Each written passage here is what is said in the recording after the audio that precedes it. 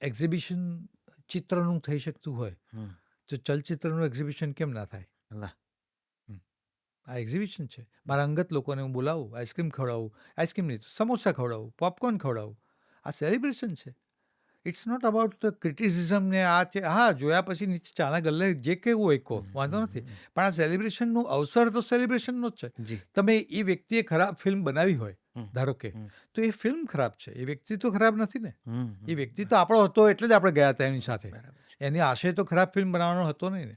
કે સારી ફિલ્મ બની ગઈ, ધારો કે મસ્ત બની ગઈ, તો પછી દિગ્દર્શકોને અમે લોકોએ 2011થી ઉચકેલા છે. હમ. ઉચકીને આગળ લાવતા હતા બધાની વચ્ચે. બધાને કેડીથી માંડીને અભિષેક જૈનથી માંડીને અમે બધા એકબીજાને ઉચકતા હતા જ. ઓફકોર્સ. વિજયગીરી ગોસ્વામીએ સરસ બનાવી હોય તો ઉચકી લઈએ એને. હમ. અને નિખિલ મુસલેએ જી સરસ જી બનાવી હોય જી તો જી. નિખિલને. એટલે વી લવ ઈચ અધર એમ.